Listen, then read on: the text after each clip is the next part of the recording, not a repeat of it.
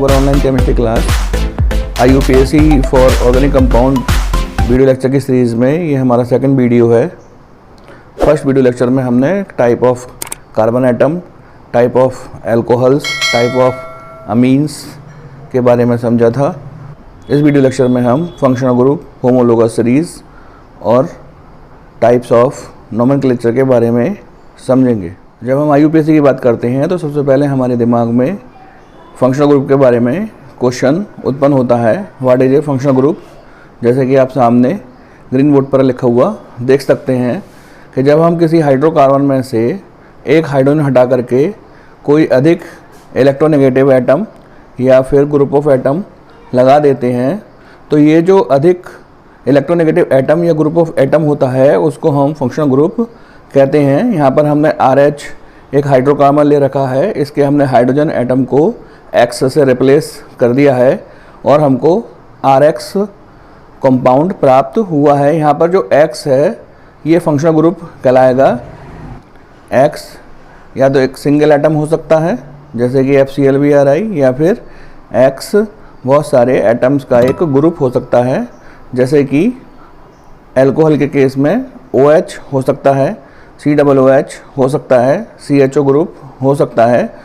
तो जब हम किसी हाइड्रोकार्बन में से हाइड्रोजन को रिप्लेस करके उसकी स्थान पर अधिक इलेक्ट्रोनेगेटिव एटम या फिर ग्रुप ऑफ एटम लगा देते हैं तो ये जो अधिक इलेक्ट्रोनेगेटिव एटम या ग्रुप ऑफ एटम होता है इसको हम फंक्शनल ग्रुप कहते हैं।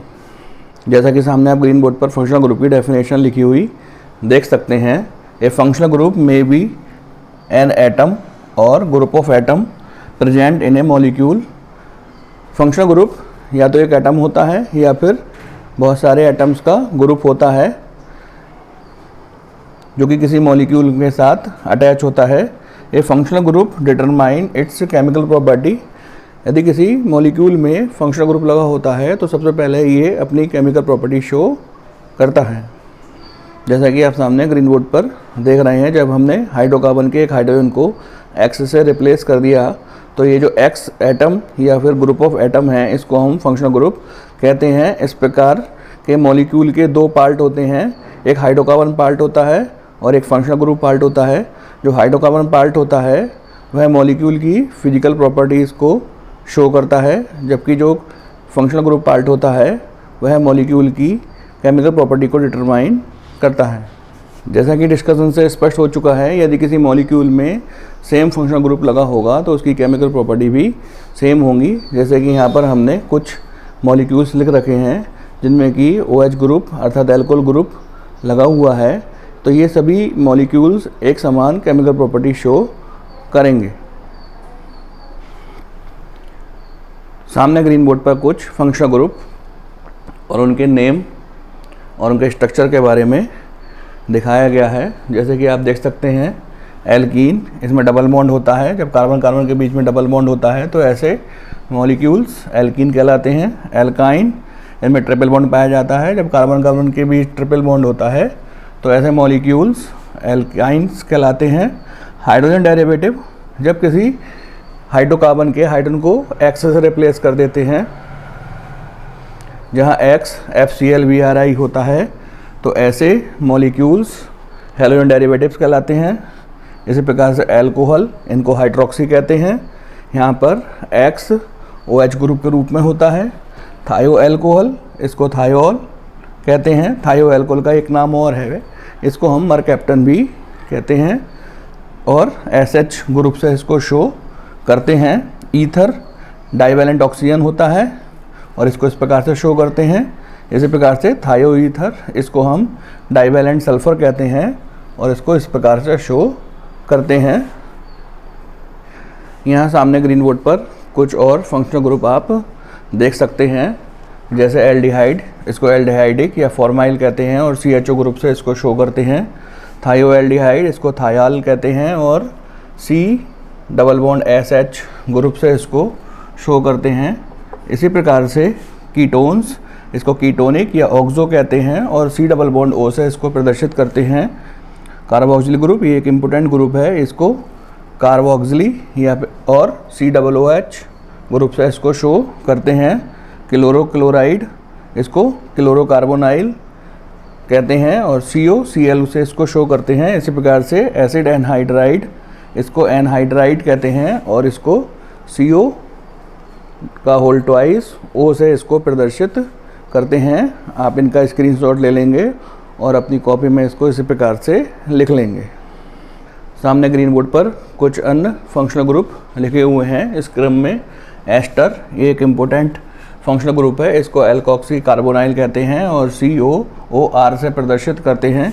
इसी प्रकार से एसिड एमाइड, इसको MID कहते हैं और CONH2 से प्रदर्शित करते हैं। सल्फोनिक एसिड, इसको सल्फोनिक एसिड ही कहते हैं और SO3H से प्रदर्शित करते हैं। इसी प्रकार से प्राइमरी, सेकेंडरी और टर्शरी अमीन, जिनको क्रम से अमीनो, इमीनो और टर्शरी N एटम बोलते हैं, और NH2, NH और N ग्रुप से इसको शो करते हैं। आप इसका स्क्रीनशॉट ले लीजिएगा और अपनी कॉपी में इसको इसी प्रकार से लिख लीजिएगा। जब हम IUPAC करेंगे तो फिर इन ग्रुप्स की आवश्यकता होगी। सामने कुछ अन्य फंक्शनल ग्रुप लिखे हुए हैं इस क्रम में। साइनाइड और आइसोसाइनाइड, साइनाइड को हम नाइट्राइल और आइसोसाइनाइड को आइसोनाइट्राइल बोलते हैं, और इनको CN और NC ग्रुप से शो करते हैं। इसी प्रकार से नाइट्रो एल्केन और एल्काइन नाइट्राइल, नाइट्रो एल्केन को हम नाइट्रो कहते हैं और NO2 ग्रुप से इसको शो करते हैं, जबकि एल्काइन नाइट्राइल को हम नाइट्रेट कहते हैं और इसको ONO के रूप में प्रदर्शित करते हैं।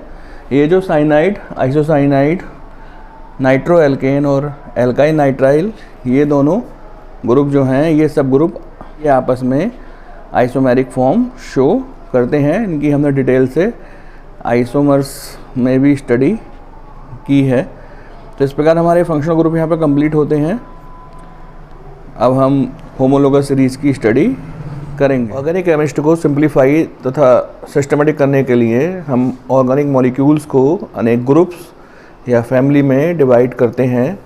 ये ऑर्गेनिक मॉलिक्यूल्स हम इस प्रकार से सेम फैमिली या सेम ग्रुप्स में डिवाइड करते हैं कि इनके फंक्शनल ग्रुप एक समान रहें।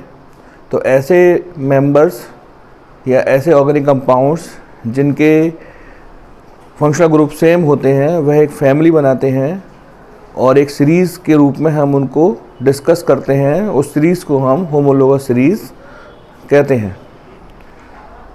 तो स्पष्ट है कि ऐसे ऑर्गेनिक मॉलिक्यूल्स जिनमें कि सेम ग्रुप्स पाए जाते हैं, उनके सीरीज़ को हम होमोलोगस सीरीज़ कहते हैं। आइए इसकी डेफिनेशन की स्टडी करते हैं। ए फैमिली और group of structurally similar organic compound is called homologous series. ऐसे ऑर्गेनिक कंपाउंड्स जिनमें कि सेम ग्रुप्स या फिर ग्रुप ऑफ एटम पाए जाते हैं या सेम फंक्शनल ग्रुप पाए जाते हैं, उनकी सीरीज़ को हम होमोलोगस सीरीज़ कहते हैं। तो बार बार ये बताया जा रहा है कि होमोलोगस सीरीज़ के जितने भी ऑर्गेनिक मॉलिक्यूल्स होंगे वह सभी सेम ग्रुप्स या ग्रुप ऑफ एटम या फिर फंक्शनल ग्रुप रखते होंगे। चूँकि उनके अंदर सेम फंक्शनल ग्रुप होता है अतः उनकी केमिकल प्रॉपर्टीज समान होती हैं, लेकिन उनका हाइड्रोकार्बन पार्ट थोड़ा थोड़ा डिफरेंट होता है, इसलिए उनकी फिजिकल प्रॉपर्टीज़ में थोड़ा थोड़ा अंतर पाया जाता है। आइए होमोलोगस सीरीज़ को एक एग्जाम्पल के द्वारा स्पष्ट करते हैं। यहाँ पर हमने एल्केन जिनमें कार्बन कार्बन के बीच में सिंगल बॉन्ड होता है की होमोलोगस सीरीज़ लिख रखी है। एल्केन का जनरल फार्मूला CnH2n+2 होता है, जहाँ पर n की value 1 2 3 4 5 6 and so and start रहती है। तो यहाँ पर हमने शुरू के 6 मॉलिक्यूल्स और उनके मोलिकुलर वेट लिख रखे हैं। यदि हम एल्केन के जनरल फार्मूले में n की वैल्यू 1 रखेंगे तो हमको CH4 अर्थात मेथेन प्राप्त होगा। इसका मोलिकुलर वेट 16 होता है, जो कि हमने कार्बन के एटॉमिक मास 12 और हाइड्रोजन के एटॉमिक मास 1 को 4 से मल्टीप्लाई करके प्राप्त किया है। इसी प्रकार हमने n की वैल्यू 2 रखकर ईथेन प्राप्त किया, जिसका मोलिकुलर फार्मूला C2H6 होता है। यहाँ पर इसका मोलिकुलर मास 30 है, जो कि हमने कार्बन का एटॉमिक मास 12 उसकी 2 से मल्टीप्लाई कर दी और हाइड्रोजन का एटॉमिक मास 1 उसकी 6 से मल्टीप्लाई करके हमने इसका मोलिकुलर मास 30 प्राप्त किया है। इसी प्रकार से हम प्रोपेन का molecular mass 42, butane 56, pentane molecular mass 70 and hexane molecular mass 84।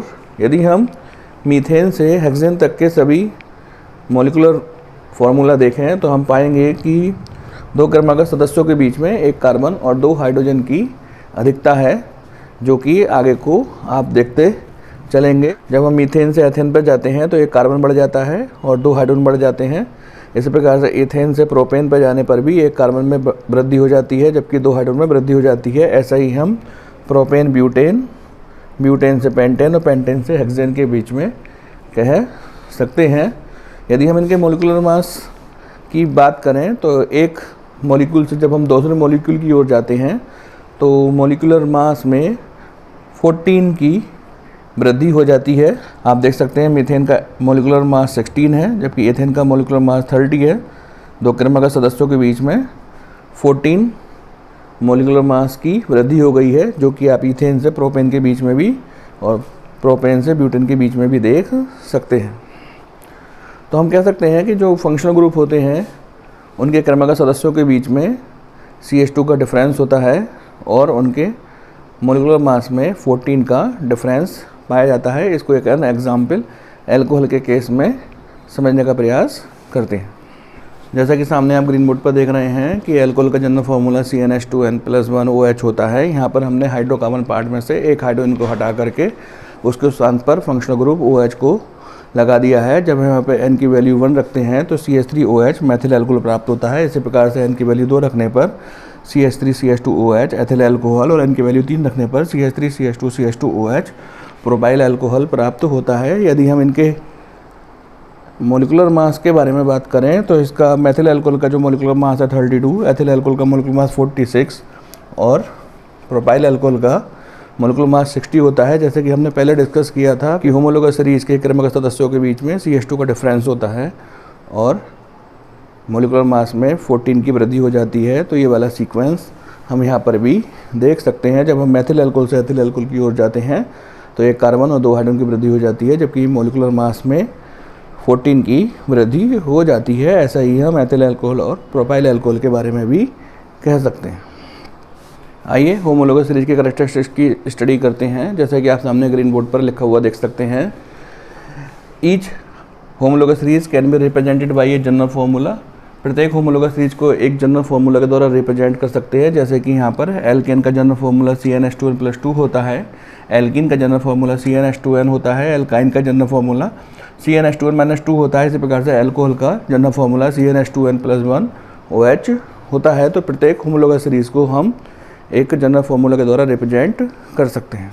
जैसा कि आप सामने सेकंड कैरेक्टरिस्टिक को लिखा हुआ देख सकते हैं, all the members of A given homologous series process the same functional group. एक ही होमोलोगस सीरीज के सभी मेंबर एक ही फंक्शनल ग्रुप को रखते हैं। जैसे कि आप एल्कोहल के बारे में कह सकते हैं, एल्कोहल का जो होमोलोगस सीरीज होती है वो CnH2n+1OH होती है। तो एल्कोहल होमोलोगस सीरीज के जितने भी मेंबर होंगे सब में OH ग्रुप अवश्य पाया जाएगा। इसी प्रकार से जो कार्बोक्सिलिक ग्रुप का जो जनरल फार्मूला होता है CnH2n+1 COOH होता है। तो कार्बोक्सिलिक ग्रुप के जितने भी मेंबर होंगे उन सब में COOH ग्रुप अवश्य पाया जाएगा। Third characteristics, all the successive members of homologous series differ by A CH2 group और 14 मास यूनिट। जो क्रमागत सदस्य होंगे उनके एटॉमिक मास में 14 का डिफरेंस होगा और 2 क्रमागत सदस्यों के बीच में एक कार्बन और 2 हाइड्रोजन की अधिकता होगी। इसको हम पहले ही डिस्कस कर चुके हैं। होमोलोगस सीरीज की कुछ कैरेक्टरिस्टिक्स सामने आप ग्रीन बोर्ड पर लिखा हुआ देख सकते हैं। जैसे कि आप फोर्थ कैरेक्टरिस्टिक्स देख रहे होंगे, the member of homologous series can be prepare by the same method. तो होमोलोगस सीरीज के जितने भी मेंबर होंगे उनको हम एक जैसे मेथड से बना सकते हैं, प्रिपेयर कर सकते हैं। The physical properties such as density, boiling point, melting point of members of same homologous series show regular gradation. एक ही होमोलोगस सीरीज के जो ऑर्गेनिक कंपाउंड्स होंगे उनकी फिजिकल प्रॉपर्टीज़ में थोड़ा थोड़ा सा डिफरेंस होगा। इसी प्रकार से last one is the chemical properties of same homologous series member are same. Homologous series के मेंबर्स की केमिकल प्रॉपर्टी एक समान होती हैं। तो इस सेक्शन में हमने होमोलोगस सीरीज के बारे में स्टडी, सेक्शन में हम नोमेनक्लेचर की स्टडी करेंगे। थोड़ा हम उसकी जो हिस्टोरिकल इम्पोर्टेंस है उसको जानेंगे और उसके बाद हम मॉडर्न एस्पेक्ट के बारे में समझेंगे।